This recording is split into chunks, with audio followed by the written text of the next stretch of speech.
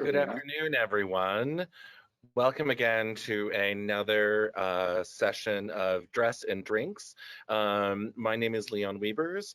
I am the host of this webinar for the Costume Society of America. I am coming to you today from, forgive my background, I am working on two productions.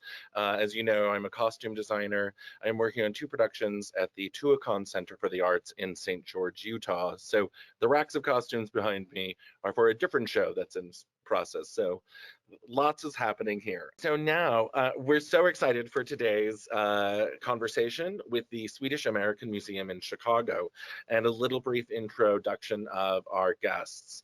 So today we'll be joined with by Emily Englund and Linda Westergren-Muhr and her husband, I'm assuming, and her partner, Paul Muhr. Welcome.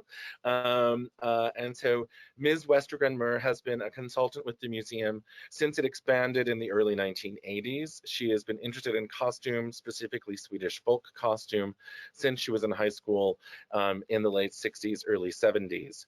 She also has a personal collection of costume. Miss Englund came to the museum in 2019 after completing her master's in Museum and Exhibition Studies from the University of Illinois, Chicago. Over the course of her museum career, she has worked and interned for a number of museums of varying sizes, including the Smithsonian National Air and Space Museum. Miss Englund is primarily interested in the storage of collections. So we welcome you both, well, all three of you. I don't have a bio on Paul, but welcome, Paul.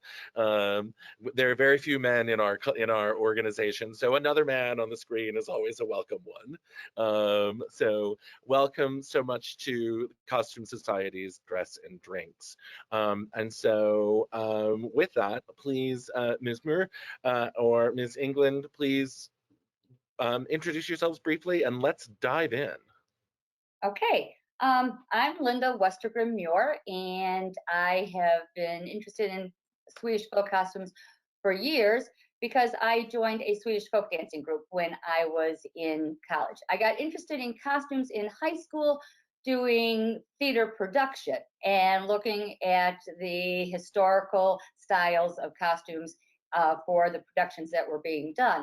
Then when I got into college, I joined a folk dancing group, and one of the requirements if you wanted to folk dance and perform was you needed to have a Swedish folk costume. And I thought, oh, easy. I live in Chicago, so there's lots of Swedes, there's Swedish style gift shops, there's knit shops. I thought, snap, I can get a costume without any problem. Found out it was not so easy to get a costume. And so I started asking friends of my mom and dad's, did they have anything that I could borrow? And my sister had also joined the group. So the two of us, we borrowed something so that we could at least do the first performance with them. And then after that, I started looking into finding a costume for myself. And I got something that was not even close to where my mom was from, but it was the easiest thing to get, and it was the most prevalent one, and that's how I started, because even our relatives in Sweden said, why do you want a Swedish folk costume? What are you going to do with that? So they weren't too much help to me, and so that kind of became a quest. I'm thinking there's got to be some way to be able to get these folk costumes, and my first one is actually one of the costumes we're going to be talking about that the museum has in their collection. I mean, I still have it, but they have a similar one, the same type. Excellent. Thank you very much. And Emily, it's great to see you. Yeah, thank you so much for having us. We're delighted to be here. And Paul and Linda have a video that shows some of our collection that specifically is tailored to the costumes. Our collection is approximately 17,000 objects relating to Swedish American folk art and material culture. And of that, we have probably somewhere between 50 and 100 like full costumes, ranging from like holiday wear to traditional regional dress, and also like your classic like wedding costumes, and then we probably have several hundred more pieces of like jewelry and individual like hats and like vests and smaller portions of a full costume. And so yes. Fantastic. Before we dive into the video, which we'll do here in a moment, I have a couple of questions. One, where is your museum located in Chicago? So for our viewers who may be near Chicago or finally planning a trip to Chicago, where can we come and see your collection? So we're on the north side of Chicago in the neighborhood called Andersonville, which is an area that was settled by Scandinavian immigrants, primarily Norwegian and Swedish immigrants in the mid 1800s, and officially became part of Chicago in 1893, where we've been ever since. Fantastic, excellent. And one last question before we dive in. What is, I'm going to start this off because I know this is going to be a question. So I'm going to ask you, Emily, and we'll save this for the others later. But what is your favorite object in the collection? Ooh, that's a great one.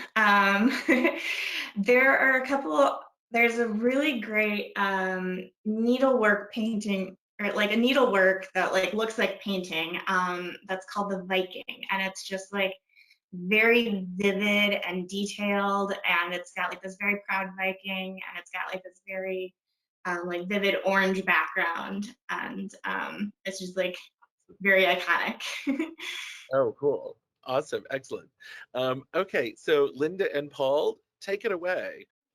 Hi, I'm Linda Westergren-Muhr, and I'm going to be doing a short presentation on the costume collection here at the Swedish American Museum in Chicago. To begin with, though, we do need to know a little bit about the country that we're going to be studying their clothing on. We're going to be in Sweden, and as you can see, it is a long, skinny country. It's approximately the size of California. It's about 10% larger than California. Sweden is divided into 26 different provinces. The west coast is about 1,000 miles. The east coast is about 2,000 miles. So this is about the equivalent of California, which is 850 miles. The neighbors to Sweden on the west is Norway. The neighbor on the east is Finland, and the southwest is Denmark. And then down here is all of Europe. The Arctic Circle here, 15% of Sweden is above the Arctic Circle. The country from Stockholm down here, Stockholm down, is about 85% of the population is in that area. And it is all in the urban areas of Sweden. 60% of the country, all this area here, is very sparsely populated. And if we're looking at the time of when we're talking about these costumes from 1815 and sooner, the reverse was that 90% of the people lived in rural areas and only 15% dwelled in the city. So it's a complete almost opposite of what it is now, of 90% urban versus only 15% in rural or agriculture areas. Before 1850, Sweden was a fairly isolated country. It was quite far north, and there were not that many people who were traveling to Sweden, and not that many Swedes who were traveling down to the continent. So it was isolated in that it was not always getting a lot of influences from other countries into their own country. The costumes that we're going to be talking about today are the clothing that would have been worn by what was considered the peasants of Sweden. We're not going to be talking about the clergy. They have their own distinct clothing, or the nobility, or the upper class, or the people who are living in the cities. They would be wearing the clothing of the time that was very popular. We are talking about the people who were living on farms, who were farmers, who were tenant farmers, who were tradesmen, all the other grouping of people. And that was 85% of the population. So those are the clothing that we are going to be looking for today. For studying our costumes today, we're going to go to 3 areas within Sweden. Sweden today has many costumes that are available to people, and there's probably over 400 to 500 that have been recreated and reconstructed for the population. But the 3 areas that we are going to study or look at today, or the 3 costumes, are those costumes that were a longer time in being used. They were well used into the late 1890s, even beginning of 1900s, 1910s. So they were costumes that never really lost their traditions, and they never really went completely into disuse. We're going to begin in the area of Södermanland. Södermanland is just south of Stockholm. Because it was so closely related or near to Stockholm, many of the city's influences came into that province, into that area. Many of the costumes from that area also went into disuse quite early because of their location close to Stockholm. But one area in that province became very famous and was well known for a particular costume, and that was the costume from Vingåker. And Vingåker would have been right at that part. It was more inland from the water. It was more inland, and that area had a very large farming village. And the village was a very important part of why folk costumes remained in use for so long and why they didn't change. And the village structure was so that you lived in the village and you would go out to work your plot of land. You might be a tradesman in the village, or you might be a merchant, you go someplace else, but you always came back to the village. Your church was there, the parish was there, and you would all wear the clothing that was appropriate for that village. So these other areas might not have had that village connection where Vingåker did. And so that is a costume that became very well known in Sweden. Yes, now that we know what type of costumes we're going to be looking at, we are now going to be looking at the Vingåker costume. But you might also ask, well, who set all these rules and regulations and determined what everyone was going to wear? It was the state government, the church, and also the local parish. They would put together what they considered was appropriate for people to be wearing in that community, and people followed those rules and regulations. Each parish had its own local costume committee, and they would let everyone know what it was expected for them to be wearing. As you can see, behind me surrounded are all the women's folk dress from Vingåker. And as you can see, they all look very much the same. We'll look a little bit more detail in some of them, and you can see some minor differences. But if you saw all these people together, you would know they came from Vingåker. So your clothing was very much of like a calling card of who you were or where you were from.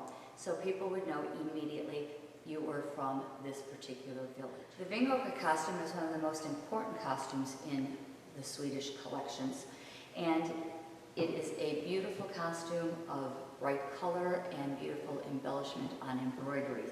It consists of a white blouse. It has a very short bodice, which is a much older style of a garment.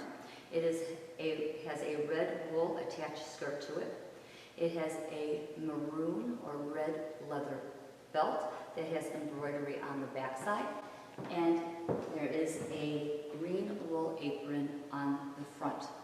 The apron can have a border of stripes. It may also have flowers on it. The belt actually would hold the apron up against the dress, so you didn't lose your apron. The apron did not necessarily tie behind you. For convenience, many people would put ties on the apron, but it was actually just a flat piece of cloth that would be against your body, and the belt would hold it to you. The belt is embroidered actually only on the back side, not on the front side. So your beauty of the costume was both on the front side and also on the back side.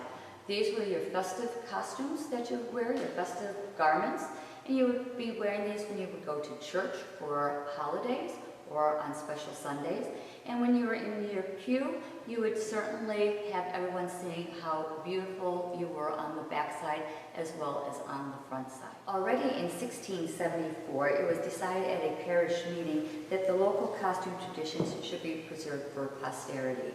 They realized this was a very important costume in Sweden and that many people throughout the country were coming to Vingåker to paint people with the costume and use it in paintings and other publications.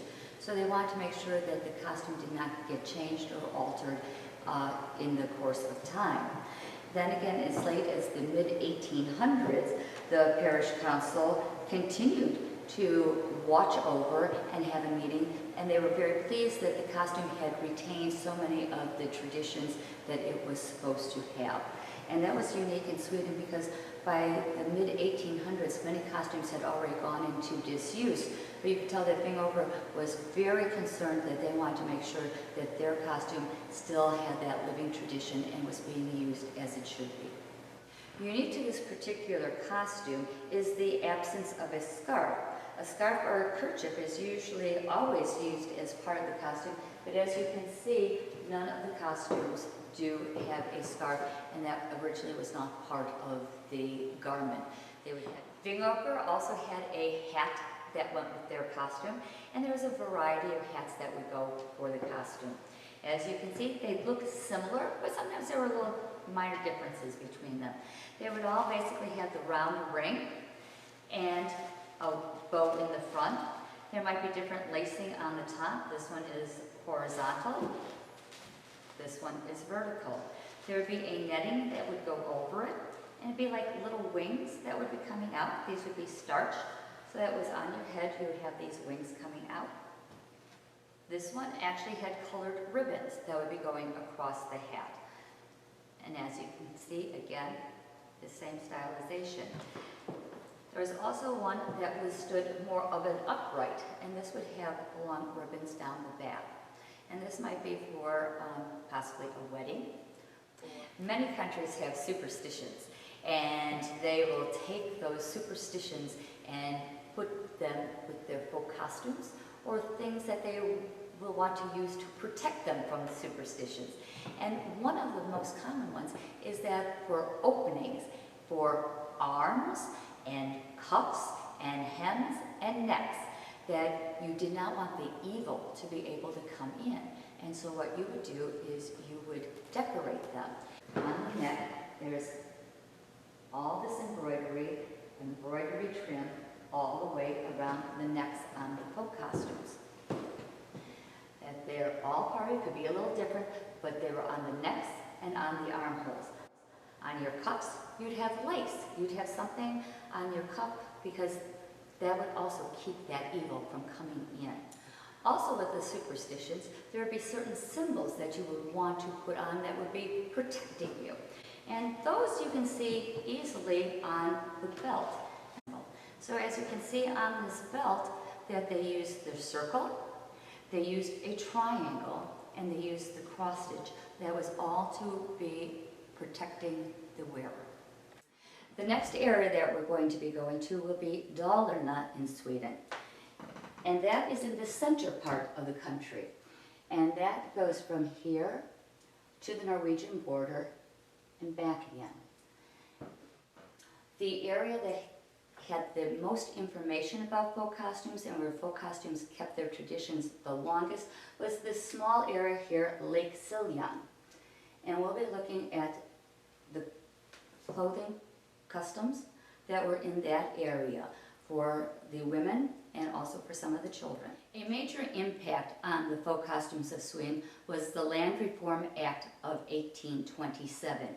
Before that time, there was this village, and every farmer had a certain amount of land, a plot of land that was outside of the village. They were not connected. So you would go out and you would work your plot of land and you would come back to the village every night.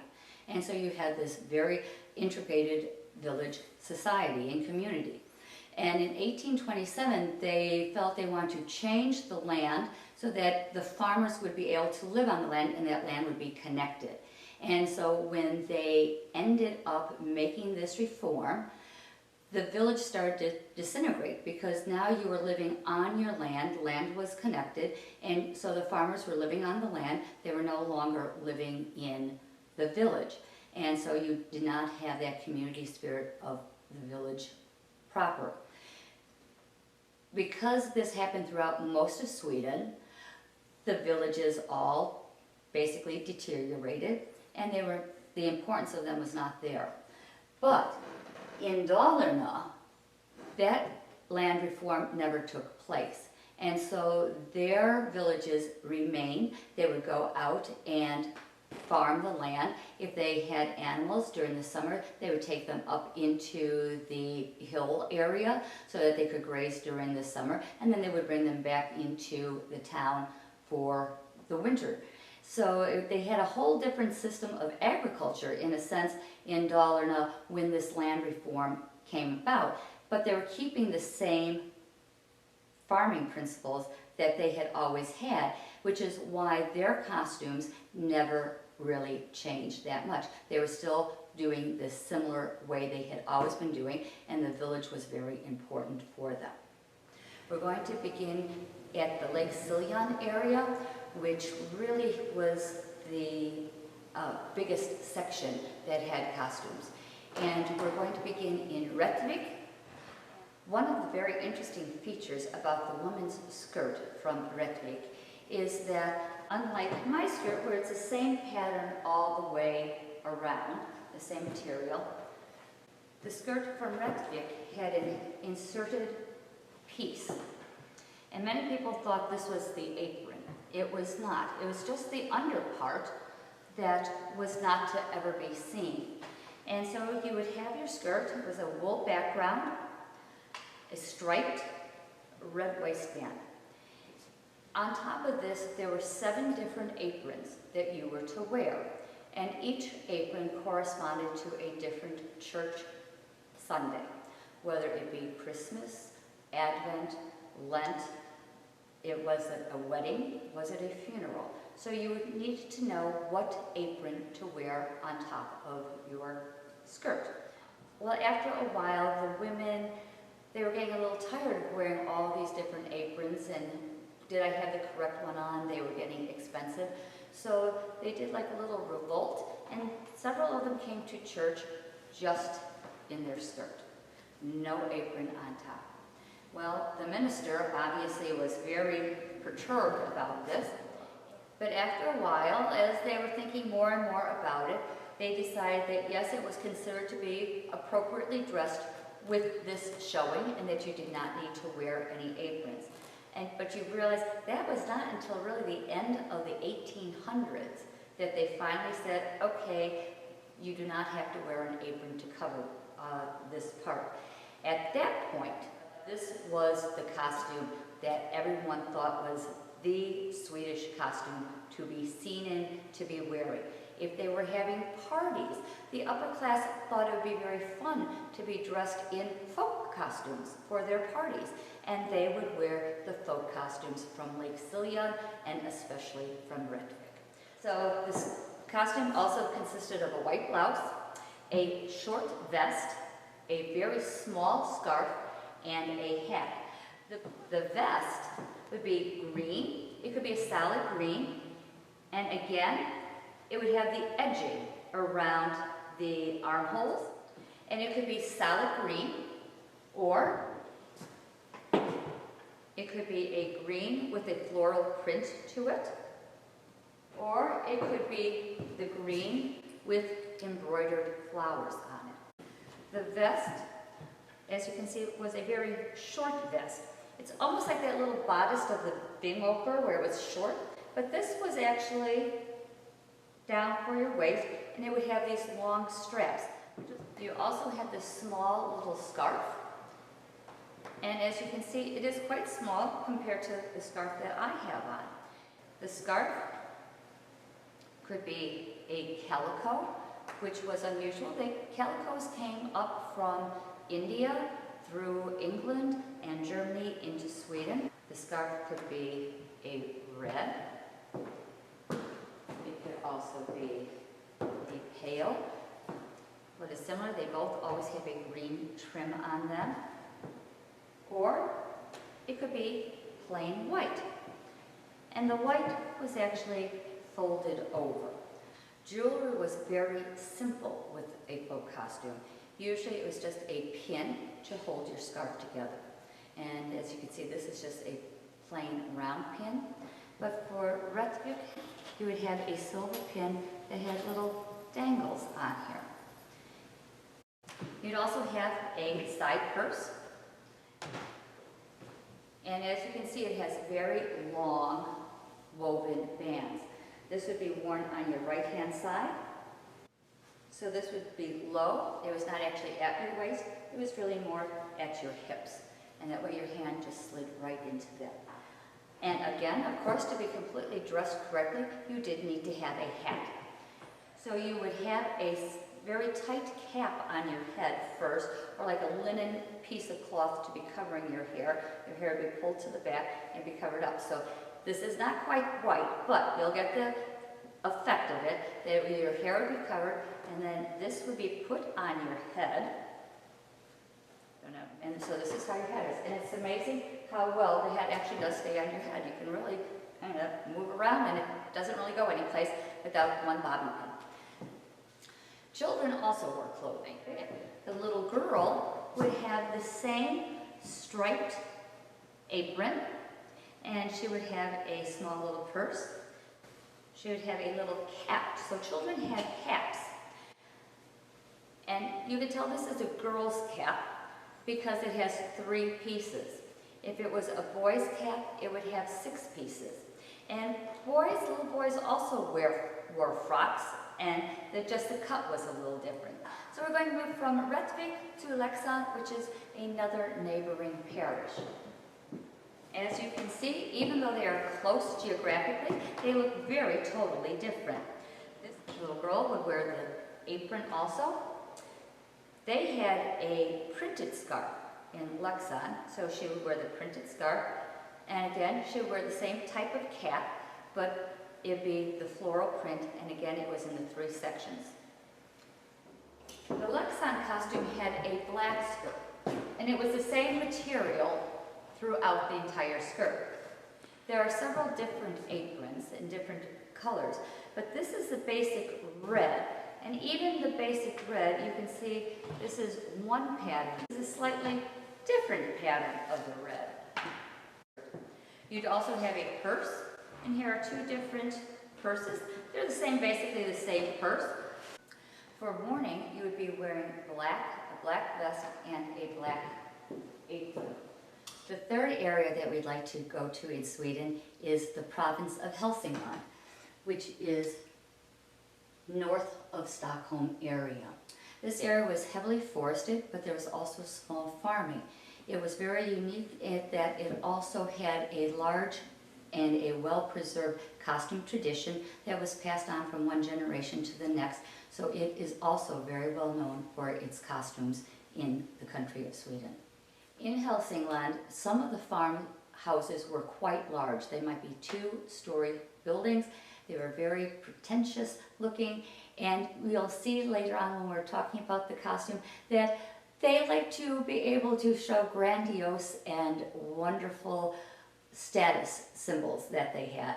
And they not only did that in their homes, but they also did it in their clothing too. As I said, Helsingland was like Dalarna. It had a lot of costume traditions, and they were kept well into the mid-1850s to the early 1900s. And we had mentioned that Helsingland did a lot of flax growing. So they were known for their linen. They had large manor houses, and they liked everything to be quite grand looking. And you can see that this is quite a grand costume for the man. It consists of a red vest with many buttons on them. And these buttons were quite expensive. Buttons were a very difficult commodity, or expensive commodity is a better word for it, because you actually had to have hard cash to pay for buttons. Now you could make your own buttons. You could take thread and wrap it around and just make your own buttons. You could use hooks and eyes, or you could even just use pins to pin something closed. But if you had to have an actual button, that meant you had quite a bit of wealth to be able to buy a button. So you can see on this vest, the man had lots of buttons. The costume also consists of knee breeches. And again, you can see on his pants, he has lots of buttons on his knees to open and close, and a buckle. Cotton bag made with half of those. And he has lots of buttons on the front, and they are nicely polished buttons, and as brass buttons, they were quite showy. And the costume in Delsbu, they used a lot of black and they used a lot of red. So it's black pants, a black jacket with red trim on them. Here he has a beautiful jacket. And on the jacket he has buttons on his cuffs, and he has buttons down the front. It's a double-breasted jacket, but if you notice, none of these buttons actually work. These buttons were all strictly for show. None of the buttonholes are actually opened. This does not go over and button up that way. It does not button over that way. It was strictly to show his wealth, his status, and that he was quite a wealthy farmer, that he would have all these buttons on his costume. So, I hope you have enjoyed learning a little bit about Swedish folk costumes.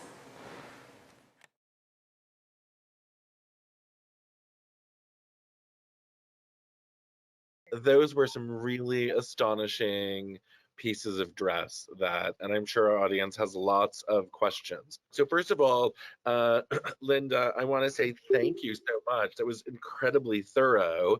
I loved the regionality approach that you took to this. I had no idea so much red was used in Sweden. I mean, like, where in the world did they get all that red dye? Let's start there. Actually in Dalarna, because they have a mine, the Falun mine. It's one of the largest mines at the time. It was the largest mine in the world. It was a big economic boom for Sweden. And a result of that mine was they had a lot of red in the dirt. And so also many of the houses that you see, and I don't know if you can see in the painting behind me, this is a little red stuga of a summer home. Yes, yeah. They'd be painted, and it was called Falun red. And so they had a lot of red that was a byproduct of the copper mine. Oh, fantastic. Can you please spell that word for us? F-A-L-U-N. Falun.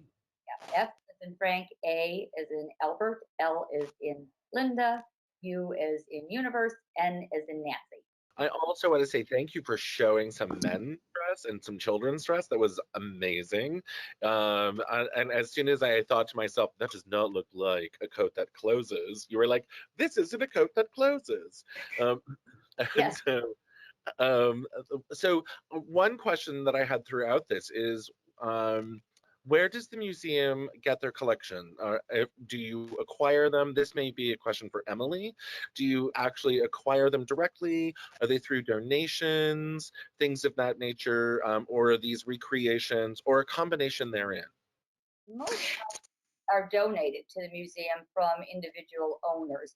And I'd say probably the age of most of the costumes probably were done probably around that between 1920 and 1950, and then you've got some later ones probably that were made in maybe 70 to 1980s, and probably a lot either they came over if people went back home to Sweden, and then they'd have a costume made, and then they were living here in the United States, they would have it. And sometimes after a while, either they're getting old or some people might have passed away and their kids look at it and go, what am I going to do with this thing? So they would give it to the museum, which is wonderful for the museum to be able to get that collection. The museum, to my knowledge, has never bought any costumes. They've all been donated into the museum from members, or mostly from members. I'd say probably 90% of the collection comes from members who have donated or members' family. And what is the, since these are pretty much 20th century objects of dress that we're talking about at the moment, do you have actual historic objects of dress prior to the 20th century from these regionalities? Probably not, because at that point, most of those have stayed in Sweden. If they were in families from like the 1890s, realized most immigration came around the 1890, 1900.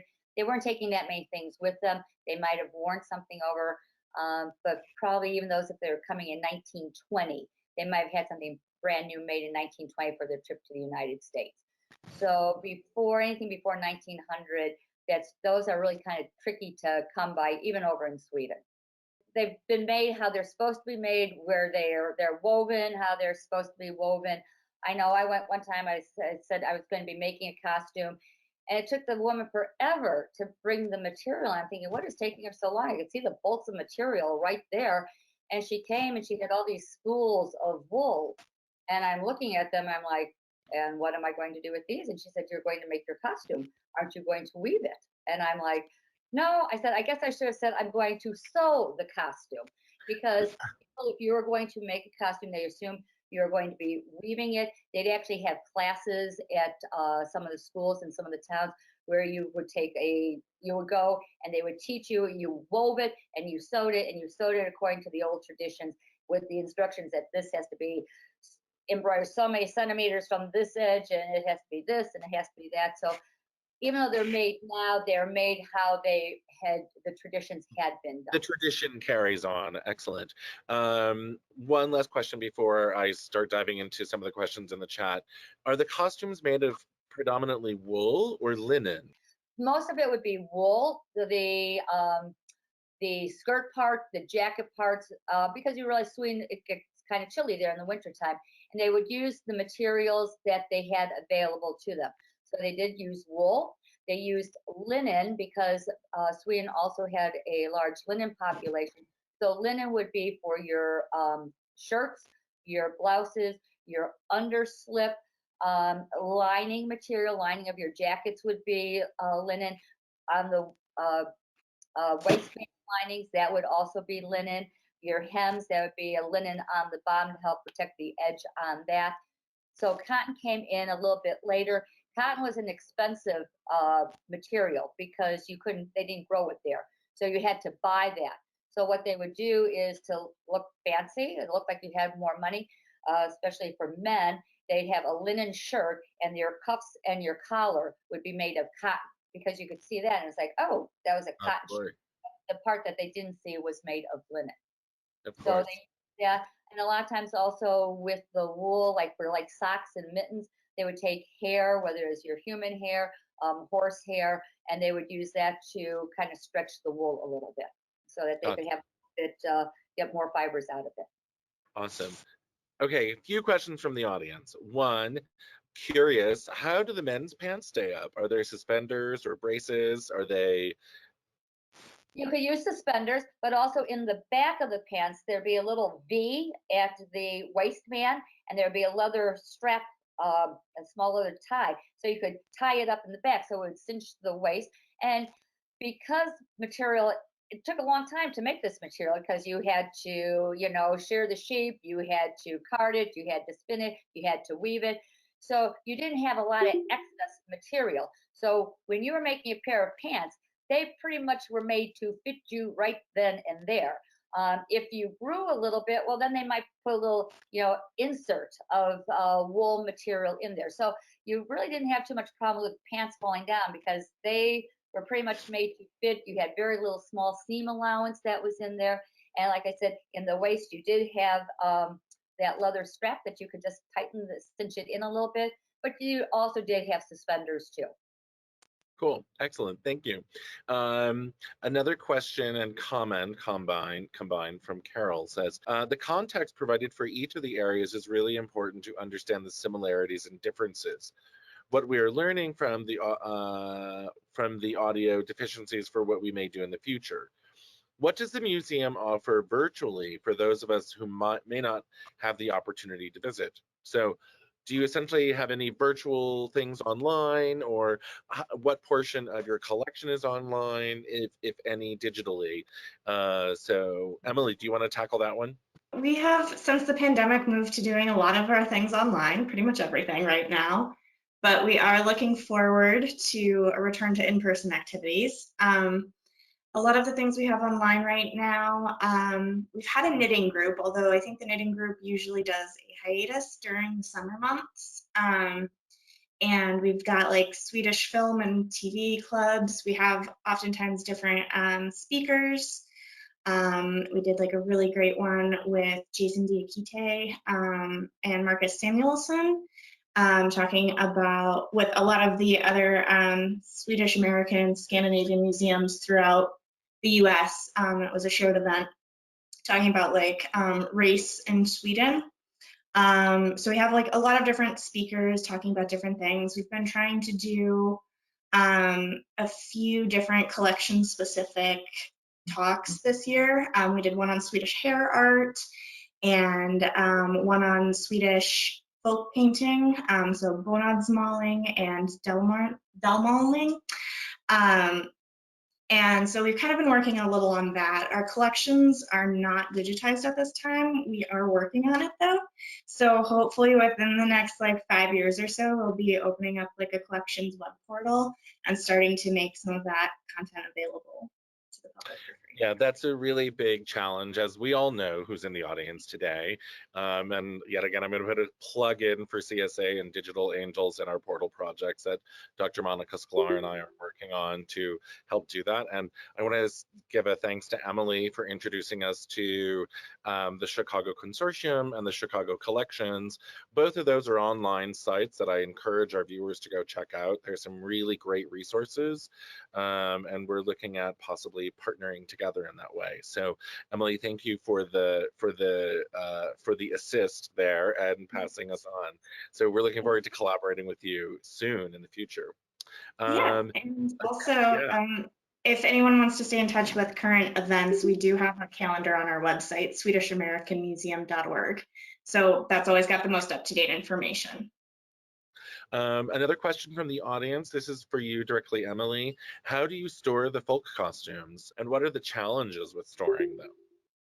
So currently the collections are kind of stored somewhat similarly to what's behind you right now. We have a handful of racks like that, and then we've had volunteers in the past who made padded hangers. So your standard hanger and then like some cotton batting and like stockinette or like muslin wrapped around it. And then most of them have like some plastic wrapping around them to kind of like keep dust off and pests out. And then everything's kind of covered with like bed sheets at the time. So yeah. Storage is always a challenge. We all share in the pain in that way. We know what that is. I'm curious, I want to follow up with that, because some of these garments have a mixture of textiles from, like, it seemed like some might be made of leather or wool, or plus then the embroidery, which might be silk thread or cotton thread, something of that nature. So are you experiencing any kind of like challenge with all of those materials together in one place? Not in most of the costumes that I've seen yet. Most of them have been, since they're like relatively newer costumes, they're not like 1800s. Most of them are currently like holding up. Some of the like metal elements have like a little bit of corrosion product, but from what I've seen, not much of it's been migrating, which is good. So. Okay, another question from the audience. Do you know where the printed floral textiles were printed? And I'd love to talk about the sort of printing. So, in that tradition, was this like woodblock printing, or was this mechanized printing? What sort of printing are we talking about for that textile? It originally started as a woodblock printing, and then there were also, because they really liked the printing that came up from the calicos, and so those were done in England. There was also a factory in Sweden, and so you had it from the south into France, into England. England was very big on doing calico and chintz, and that was something that they wanted to come into Sweden with. That was on cotton. So they would have actually what they would call peddlers, but they were from one area. They were sanctioned by the country that they could go and sell from door to door. And technically they were not supposed to bring that in. That was imported fabric. They didn't really want cotton, but people really wanted that. They wanted those silk scarves. So I think probably underneath some of the wools and the linens, there were probably some of these printed aprons and scarves, and that people were very glad to get that when the merchant, when the little peddler came from Westergren-Muhr, they're like, oh, here he comes. And you realize some of these things took, and that's also why costumes didn't go into disuse so often, because it might take a year. They might order from the peddler, he'd put his order in, it might be a year before he comes back to deliver the goods. Well, so you didn't want them to go out of style in a year, so you kept wearing them. You would pass it down from one generation to the next to the next. But yeah, they were originally started as a wood block, and that was also more expensive because you could weave your own, but to actually have a printed material, that was more expensive because you actually had to have someone else really probably print it. Not everyone did their own printing. That was usually a trade, a cottage industry, but you could weave your own stripes and things like that. You could do your own embroidery, but to have something printed was definitely much more costly. Oh, we're also going to say that Emily does have, there's a short video for Emily also where she's talking about the collection, and you can see how cool. Our cocktail for the evening is Aquavit, which is a national spirit of Sweden. It is essentially sort of a schnapps or a vodka that is infused with delicious, many different flavors and herbs and spices. And we will talk about that, and we're going to teach you a song too. So let's get Emily on, and then we'll go to our Aquavit. Okay.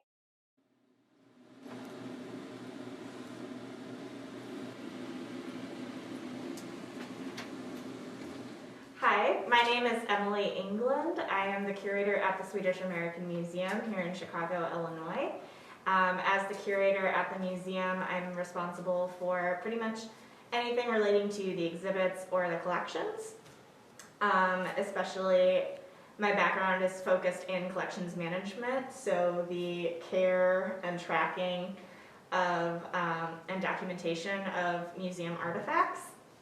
And so I got to this museum after 7-9 years or so of working at a wide variety of museums, ranging from like a tiny local historical house museum with like one half-time staff person, all the way up to some experiences at like the Smithsonian National Air and Space Museum and the Field Museum. And so all of those experiences have like really helped to inform our collection care here.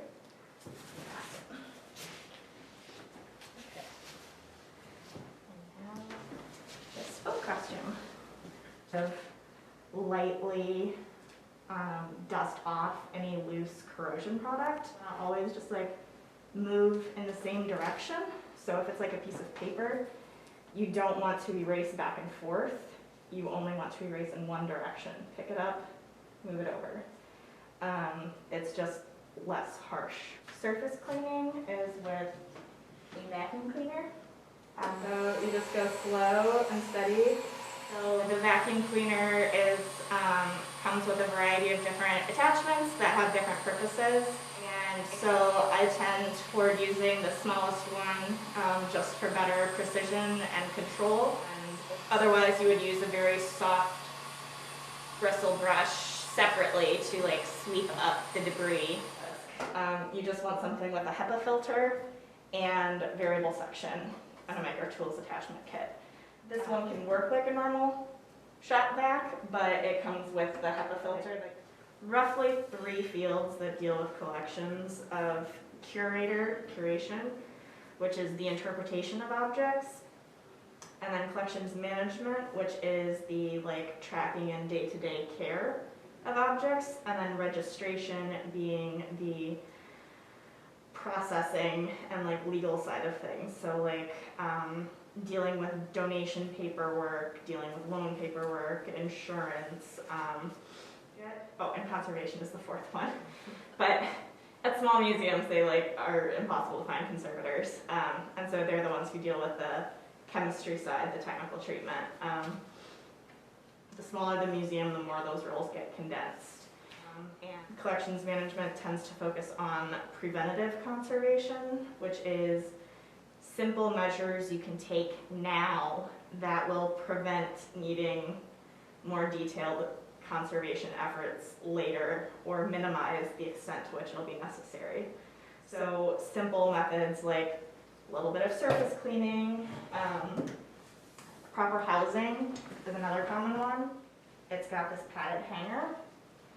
And so what that does is it takes off the pressure off of any one specific point.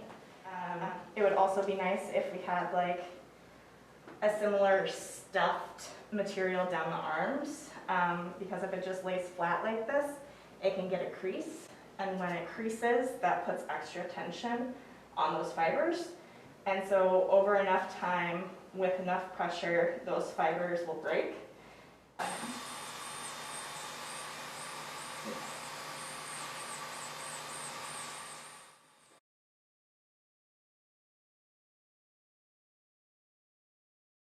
Thank you very much, Emily. That was great.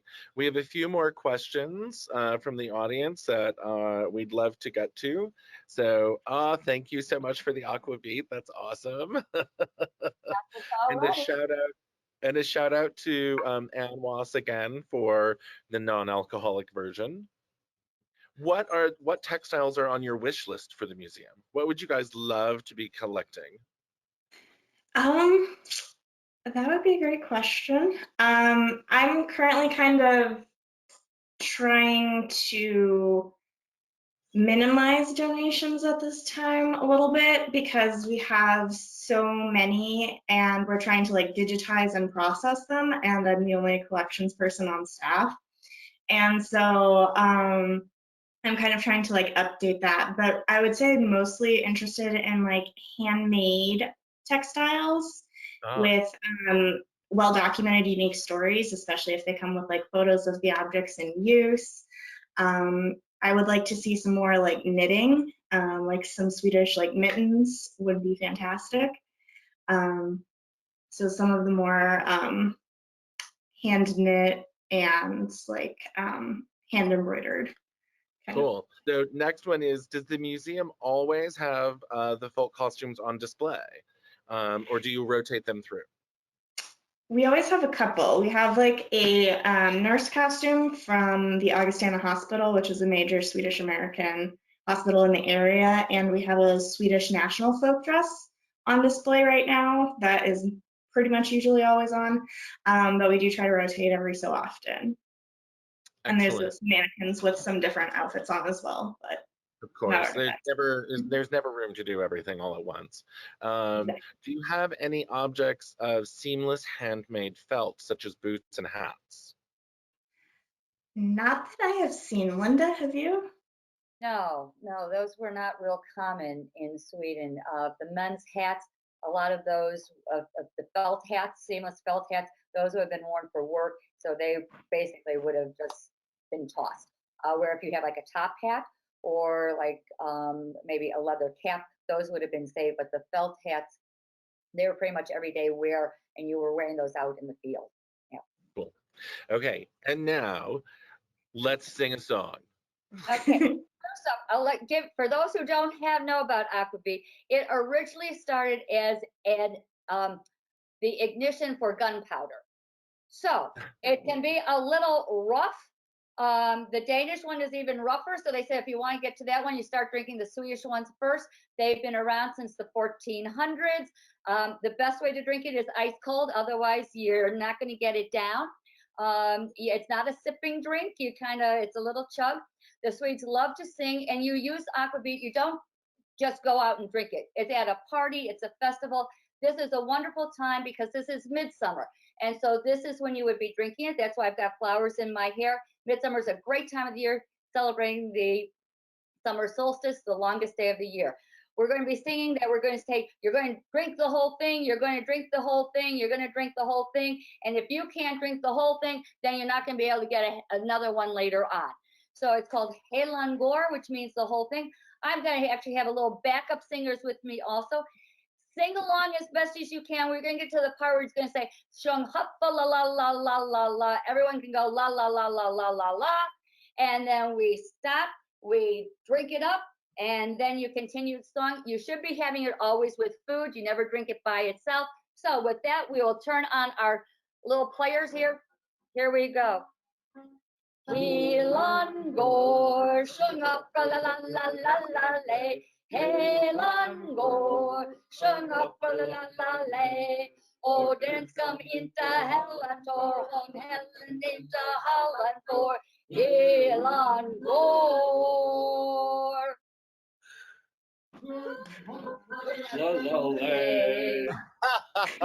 Fantastic. I so wish I had a cocktail with me right now. And I just have to say, you can't, there's 4 brands in the United States that are made in the United States from Sweden. They no longer are importing into the US. The Swedish companies that make them are now actually owned by the Finnish government. So you have to go over to Sweden and buy it in the duty free or in the stores over there to get it. But there are 4 local ones in the United States. Awesome. Thank you so much for today. This was so exciting and so much fun.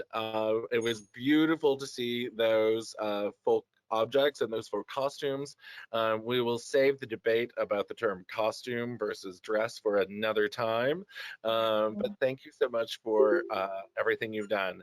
And to all of our viewers today, please thank our guests for all of their fabulous work at bringing the collections from the Swedish American Museum to us today in Chicago. It was really awesome.